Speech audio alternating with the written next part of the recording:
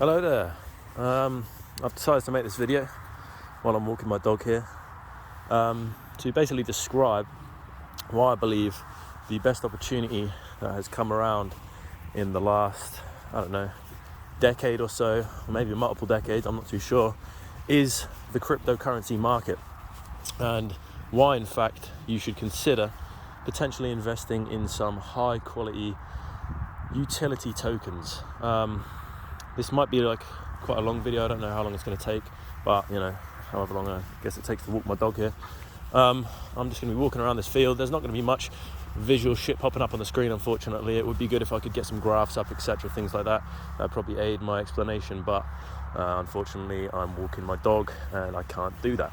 So I'm just going to sort of keep walking around, and before I get into anything, I'm going to say that I'm not a financial advisor, and this is not financial advice. So do with this information what you will, but don't sue me, please. So basically, cryptocurrency, right, is in its very nascent early stages of existence. Not particularly, existence isn't the right word, but adoption would be the right word. Existence, Bitcoin's been around for now 12 years or so, I believe. XRP, similar time. Ethereum, 6 years. There's been a lot of cryptos around for 8 to 10 years. There's obviously ones popping up left and right. There's about 13,000 cryptos, I believe, in the space right now. But it's still in a very early adoption sort of phrase in its existence, I believe anyway.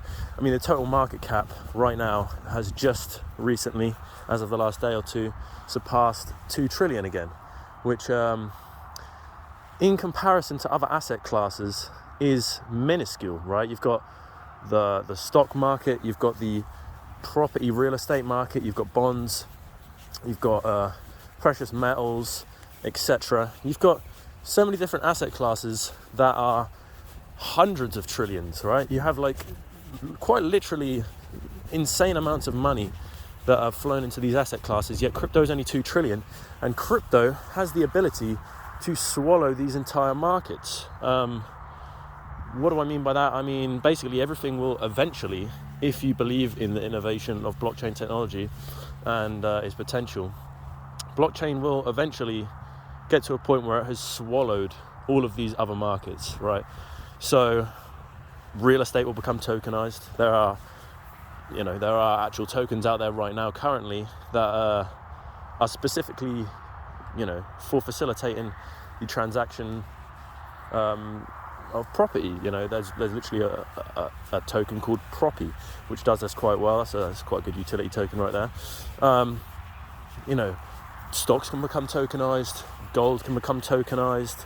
We're already seeing, I think, over 100 central banks are starting to develop a central bank digital currency. So we're seeing that this isn't going away, okay? We're seeing that countries, governments, institutions, banks, they're developing their own coins. They're trying to get into the space, and it's not going to be going away. However, we are in the early ages of adoption. Now, you might ask, why has it not been fully adopted yet to the point where we've got hundreds of trillions already into the market? And by the way, when I say 2 trillion market cap, over half of that, I believe 60%, maybe even 70%, I think it's about 60% though, is in only Bitcoin and Ethereum.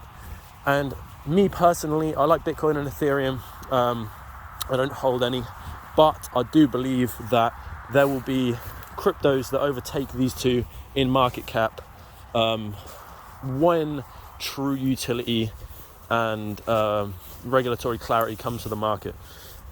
So you got to think, if I think this market's going to eventually get to a total market cap of over 100 trillion, that's 50x from here, so the entire market would 50x. And I also believe that Bitcoin and Ethereum won't be the top two. So that means that there's plenty of room for other utility tokens to grow and succeed in this market, in my opinion.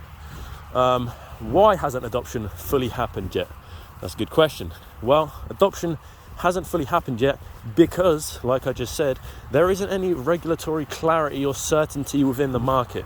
I believe institutions and the big money, institutions, governments, hedge funds, etc., they're not willing to step into this market just yet because there hasn't been a good enough rule set or framework around this sort of new technology. It's a disruptive technology. It's been so innovative that I think governments initially just wanted to ignore it. There's a famous clip where Gary Gensler, the head of the SEC, is sat down with a man who, I believe he was an early adopter of blockchain technology, and the man is basically telling Gary Gensler that this is always what happens when it comes to new disruptive technology that makes its way and worms its way into society. It is initially ignored, right? The government ignore it. They say, yeah, don't worry, that's nothing to be worried about. It's not going to be disrupting anything. We're not going to be moving in that direction, so don't worry about that. Come on, bear this way. And then we get to a point where eventually it becomes too big, right? You can't ignore it, which is, I think, where we're at now, right? Society has basically deemed cryptocurrency is going nowhere. So many people have adopted it. It's gaining mass adoption, particularly in the last year or two. And because of this, the government... Oh, there's a deer ahead. Hopefully my dog doesn't try and fucking... Of course he's going to try it. But basically, what was I saying? The mass adoption has come, and the government, instead of trying to adopt it, yet anyway, they sort of let it be more of like a Wild West type of technology, sort of, when it comes to regulation. They haven't regulated it well enough. There isn't clarity in the market, and because of that, there's a lot of uncertainty. There's a lot of, obviously, we've seen over the last couple of years, there's a lot of crypto scams, there's a lot of Ponzi's, pump and dumps. There's a lot of bullshit that illegitimizes the space of crypto in general, right? It's not a safe place just yet because the regulations aren't there. And that's why this massive inflow of money hasn't yet come in my opinion. But it will come in. When will it come in? Well, it will come in and the technology will be adopted fully when there is regulatory clarity. Okay, is there something that we can look to see when that might happen? Well, time is hard to predict, but we can see, and as most people who are involved in crypto would know, that Ripple happens to be in a lawsuit right now with the SEC. Now, I think if you've done your research, you might be an XRP maximalist, you might be a utility maximalist, you might hate XRP and Ripple, but regardless of any of that, if you are objective enough and you can look at the facts, you can clearly see that this case isn't just about Ripple and XRP. This is going to set a precedent. There's probably going to be a Ripple test which comes out of this lawsuit, which is going to set the precedent for the rest of the market to follow. So whatever happens to Ripple, if Ripple's deemed, or XRP is deemed as a security, or Ripple sold XRP as a security previously, whatever happens, the framework and the regulatory framework that comes from that case is going to be the precedent that is set for the rest of the market. So I personally believe that Ripple is a company that acts in good faith. They're literally funding their own lawsuit. They're funding their own legal team right now by selling XRP through its on-demand liquidity, passages and corridors to fight against the SEC. So if the SEC really thought that XRP currently, nowadays, was a security, they wouldn't be allowing Ripple to sell it in order to fund their own legal defense. So I think XRP is going to be classified as a non-security currently, nowadays. But I feel as though it previously could have been sold as a security, and Ripple will receive a fine and possibly have to give up some of their escrowed XRP in order to, sort of save face for the SEC, in my opinion. I don't think the SEC really wants to particularly lose this case or be seen as the losers of this case, even though in the long run I feel like Ripple and XRP will end up benefiting from whatever happens in this case. The chart's looking extremely bullish right now, so I feel like we know where that could go. But like I said, the precedent could be set from this case. Okay, so once that happens, there's 13,000 other cryptos out there that are probably going to have to be inspected and looked under by this stringent framework that is going to come in, these new regulations that are going to be put in place. We don't know how hard Gary Gensler is going to bring the hammer down on the crypto market, but I have a feeling it's going to be pretty hard. He's going to get rid of all the Ponzi's, all the pump and dumps, all the bullshit schemes that have been happening over the last year and a half, over the last 2 years, over the entire existence of the cryptocurrency market, really. And it's going to bring legitimacy to the space, and it's going to mean that true adoption can happen, and institutions, hedge funds, governments, banks, they're going to start to use blockchain technology without being able to sweat the fact that there is illegitimacy in the space, and that some bullshit could happen, with their money, because this is a lot of money that they're talking about, a lot of money that they have, and that they could be dumping into this market, into certain coins for certain reasons, and they don't want to do that if there's not legitimacy in the space, and there's not regulation, and there's not clarity, and they don't know exactly what's going to happen with their money. There's a lot of reasons why they wouldn't want to get involved right now, but I feel like this lawsuit is particularly going to be fruitful for the cryptocurrency market if you've bought the right coins. Now, when I say the right coins, this is a subject that can be sore for many, because I and many other people have different beliefs on what the right coins are. I actually have friends, come on, Bear, we'll go this way. I actually have friends that are involved in coins, and they'll message me about them, like Safe Moon, or like Shiba Inu. And I just sort of yes them to death. I'm just like, yeah, all right, mate, yeah, I'll have a look into it. Cool, thank you. Yeah, this new coin came out yesterday. Yeah, it's worth 0.00000001. Oh, it could get to £1 one day. I'm like, all right, mate, yeah, I'll look into it. Mate, the likelihood, what's the likelihood of a coin that's worth 0.00000001 getting to £1 one day? The market cap would have to be fucking 4 quadrillion, my guy. It's not happening, yeah? Just look at the tokenomics, do the research, realize what you're buying into, listen to the right people in this space. You don't even necessarily have to be the best person at sifting through information, documents, files on the internet, looking for some good connections, like who banks are involved with, who governments are involved with. You don't even need to necessarily do that yourself. You just need to find the right people who are going to tell you that information and show it to you. YouTube's a great resource for that. Twitter's a great resource for that. Reddit's a great resource for that. Some people that I heavily enjoy their work would be for chart analysis. Blockchain Backer, in my opinion, is the GOAT. XRP Shark is great on Twitter. You've got speculators in the space like the Bearable Bull. He's great. You've got deep dive researchers who actually put in silly amounts of work and will find out great bits of information that should confirm your thesis on what's going to happen in this space. Come on, Bear, this way.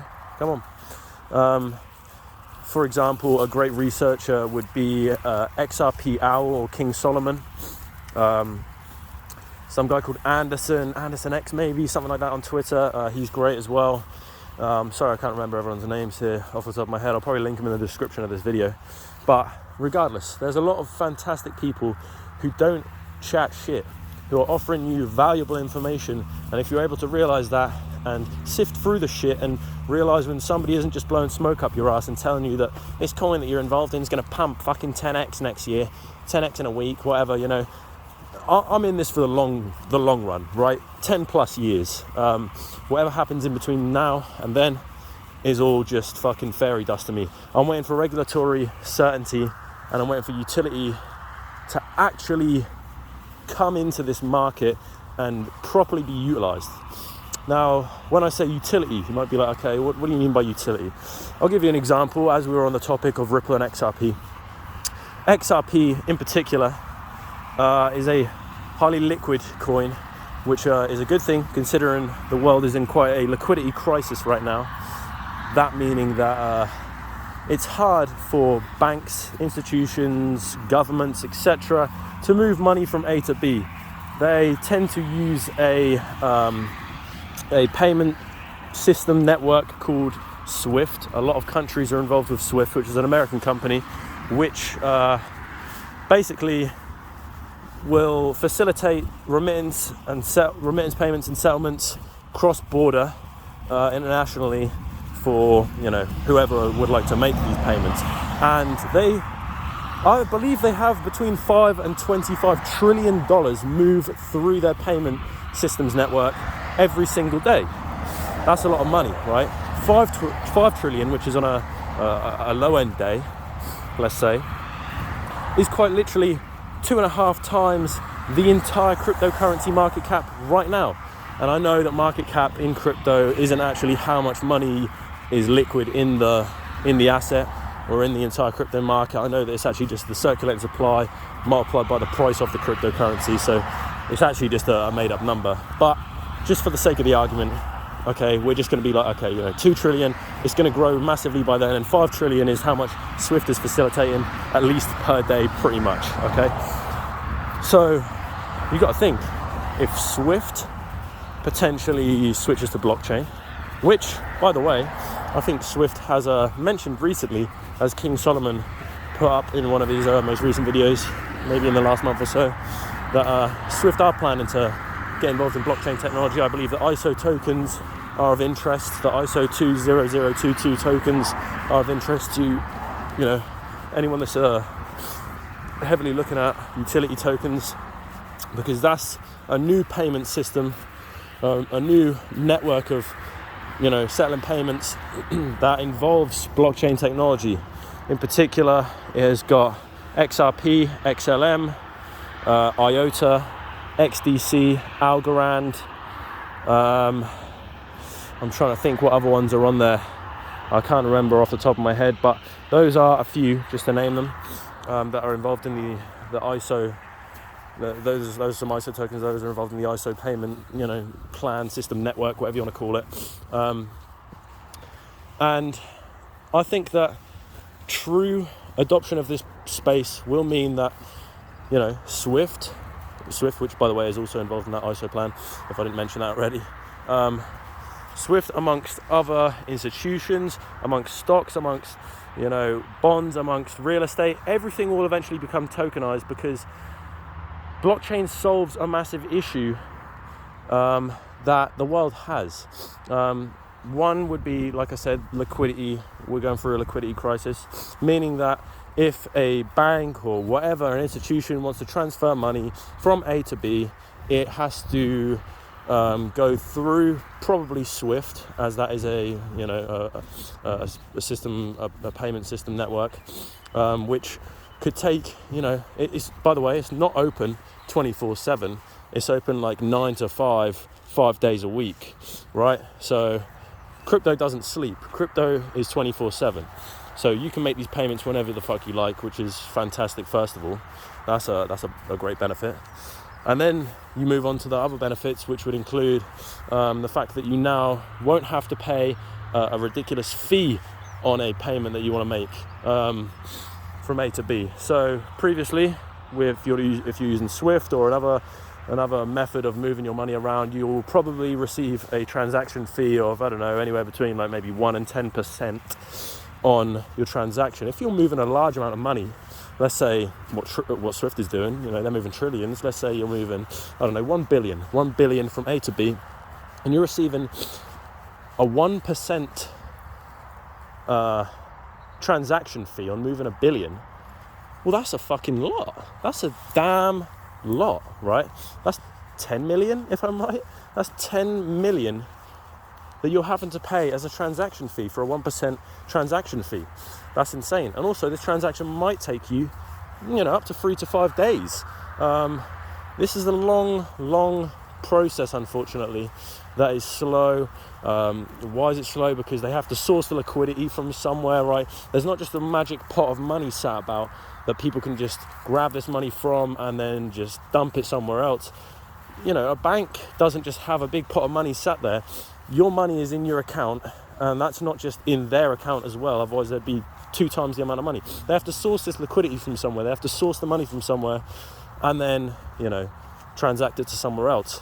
Whereas XRP, which we were talking about, that kind of solves this issue, because the transactions happen in a measly 3 seconds.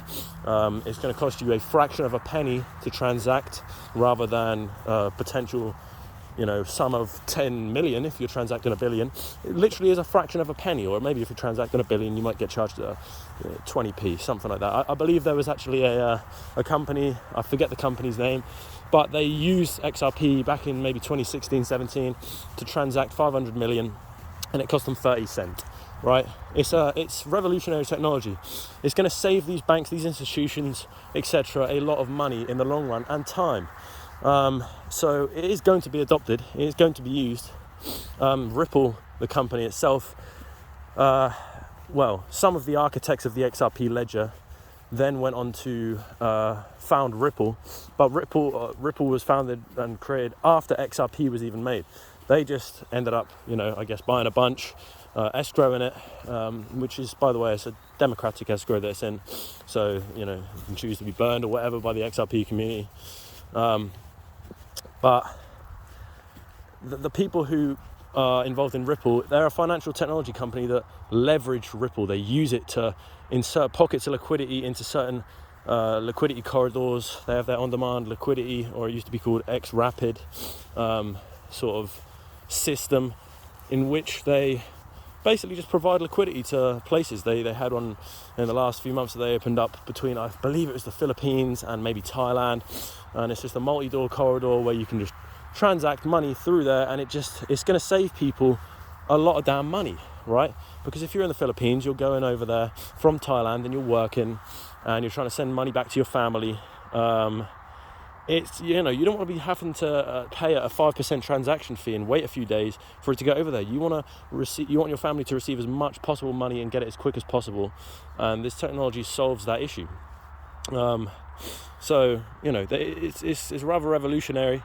It's definitely going to be adopted. We see Ripple, the company, they're partnered with an insane amount of different banks. I think the top 100 central banks, Ripple are partnered with, I believe it's 35 plus. I can't remember the exact number, but it's 35 plus of the top 100 central banks that Ripple are partnered with. Yet they're in a lawsuit. The XRP's been delisted from everywhere.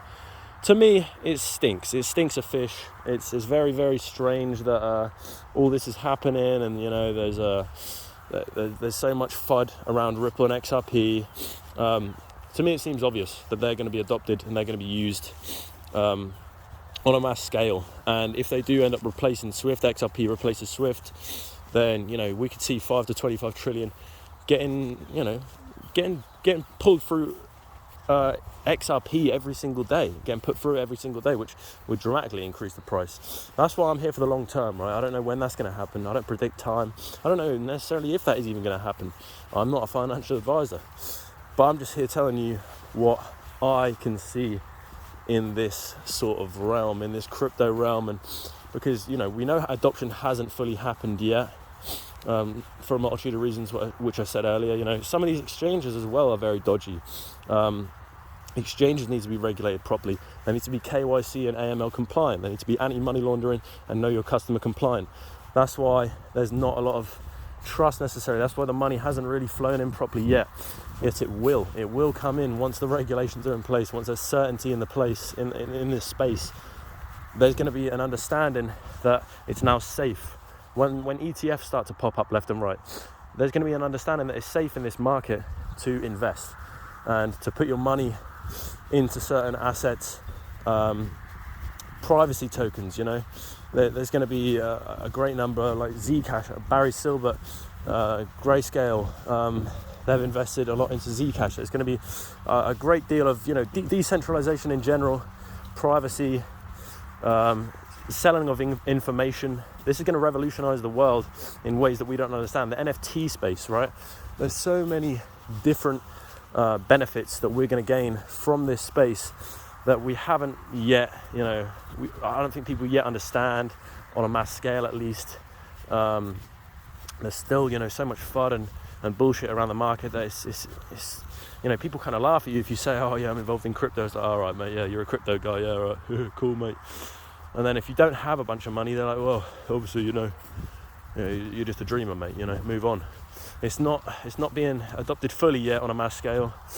But like I say, once those regulations come into place, it will be, for certain, because of how revolutionary the technology is. And I think it's just a waiting game, and that's why I make this video, because it is quite literally a opportunity right now to get involved. The position that we're in the market, as I make this video, is that Bitcoin has probably topped out at $69,000.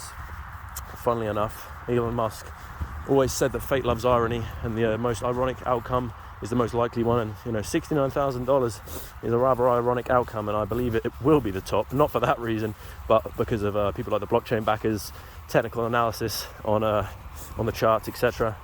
I do genuinely believe that we've completed a full 4.32 whatever, it's fucking 4.26 whatever Fibonacci extension. It's reached out to that, so is Ethereum on the market cap chart.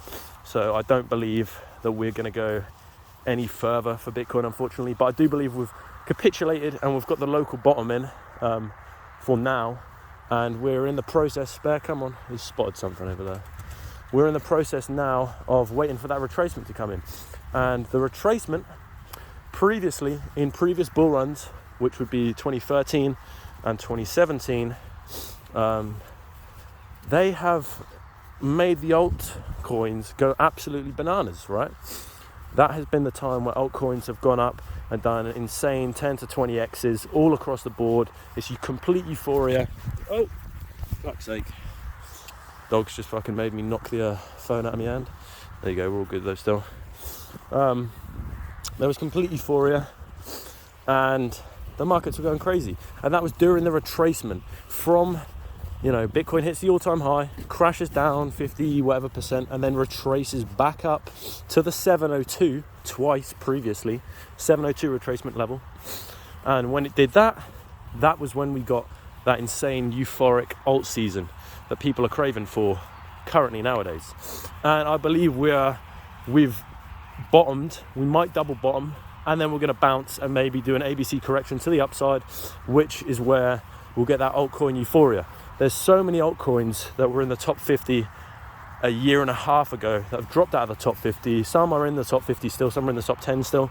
But coins that have had a price history that goes back to 2017, when we got that first run up, and that have not yet breached their previous all-time highs.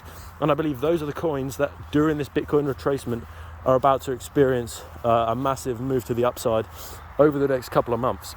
So I feel like that's why I'm trying to get this video out now, because, you know, I want to just sort of potentially warn anyone that might be watching this video that this is a time in which we could be about to experience a nice, good bit of price action for a lot of these altcoins.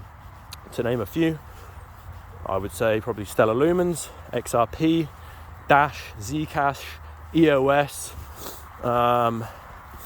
I believe that there are, let me try to think, maybe, I don't know, Loopring's already hit, Cardano's already gone past the previous all-time high. Basically, I'm just trying to say, if you look at some certain coins, right, that in 2017-18 had that massive run-up and have not yet breached that previous all-time high and are maybe below the 236 Fibonacci extension, you might want to look at investing into them. That's not financial advice though, because they could be experiencing some sort of positive price action in the meantime. Now, if you don't want to get involved now and you're perhaps watching this video, I don't know, a year from now, and maybe the euphoria is over and maybe we've crashed and we're in a deep, dark bear market, don't know why I'd be watching this video at that point, because people are probably going to be very, very sick of crypto and people who have lost a lot of money and got wrecked, and it's, you know, not going to be a great time for a lot of people. But that is a time in which you should be probably thinking about reinvesting or getting invested for the first time, in my opinion anyway, because you should, you know, typically how the markets go, you should buy the fear and sell the greed. So when this euphoric top comes in potentially for a lot of these altcoins, don't be the guy that buys the top just because you see that something's pumped 50% in the last day and you're now buying into that big green candle at the very top, and then you get wrecked, right? Don't be that guy. Be the guy that's buying during accumulation. When an asset is below the 236, it's in that accumulation, that red phase of the Fibonacci extension level. It's down below. It's crashed, I'd say maybe 70 to 90% from its previous all-time high. And make sure that you research its fundamentals, the tokenomics, things like that. Coins like Quant have fantastic tokenomics for its use case and for, what a great coin it is. It's got, I believe, 12 million coins in circulation, which is obviously less than Bitcoin, which I think currently has 19, but we'll have 21 million in total when everything's been mined. And this is a coin that is currently worth about £115, something like that. And I believe it will be a 5-figure coin at some point in its existence because of its interoperability, because of its overledger protocol, things like that. The tokenomics are great because there's so little of them. There's only 42,000 holders of Quant. It's still relatively unknown. If you go on the gov.uk website, there's literally an entire page there about Quant and its use case. Gov.uk, like the UK they're fucking promoting it on their damn website. Yet people just aren't really that involved yet. It's not known about. Only 42,000 holders across the entire planet. That's nothing in the grand scheme of things. Yet this is a token that is being promoted literally on the government website. Interoperability is going to be one of the keys in the space of crypto and moving money around. A bridge asset, which is XRP is a fantastic bridge asset. Just being able to be interoperable with other assets, right? I want to transfer my Great British Pounds into gold. Okay, I'm going to do that through XRP. I'm going to do that through Quant, etc. This is where money will be made, because if an asset is interoperable with every other fiat currency, every other bond, asset, stock that exists, then it's going to be used. There's going to be money flowing through it to get from A to B, to get from asset to asset. And that has not yet happened. There's so much wildlife out about here. I've seen a couple deers now. There's like a bunch of pheasants over there. This dog's trying to sniff them all out. If I let him off the lead, he'd be going nuts right now. But yeah, to wrap up, because we're now 32 minutes into this damn video. This is more of a fucking podcast than anything. To wrap up, I believe that the crypto space is in its nascency. It's in its early doors of adoption. And I would highly recommend getting involved, doing your research and trying to understand the technology now before it gets fully adopted, before regulation comes in, and before a lot of real money flows in, because you want to be riding the wave. You want to be making this money as it's coming into the market, rather than adopting it once it's already had money flow through it. And once it's already, the price is appreciated a silly amount, because at the end of the day, we're all in this for the same reason, and that is to make money for our families, to escape the 9-to-5 sort of system of slavery that this damn world wants us to be in. They don't teach us about investing in school for a reason. It's not something that they want us to know. They don't want us to gain freedom. They want us to be stuck working in the factory, manufacturing shit for them, or whatever they want us to be doing. But it definitely isn't gaining a shit ton of money and becoming rich. So, as my phone's about to die, I will leave you one more time with this last message saying I'm not a financial advisor. This is not financial advice, but please just have a little look into the things I'm saying in this video. Understand that true adoption has not yet come and happened in this space. Money will be flowing in. Keep an eye on the Ripple and XRP case and what happens from that. Look at great utility tokens. To name a few, I guess I could say HBAR, Hedera Hashgraph, Quant, XRP, XLM, Algorand, Casper is a fantastic one that's currently in accumulation. API 3, XDC. That's all I can think of off the top of my head here, but regardless, there's plenty of them. Just have a look into them. Know what you're investing into. Know how revolutionary the technology is and how lucky we are to have an opportunity so grand to be able to make a shit ton of money and ride this wave over the next maybe decade or two, in which I believe the total market cap will eventually be over 100 trillion. It will swallow other markets, and you'll be able to ride that wave, which is the entire market. You know, if it gets to 100 trillion, that's 50xing from here. And there's like macro investors such as Ramble that believes that could happen within the next 10-15 years. Also, I've got to give another little thing, another guy to look out for, Kevin Cage. He's fucking very resourceful, great crypto investor, useful information on his YouTube channel, on Twitter, etc.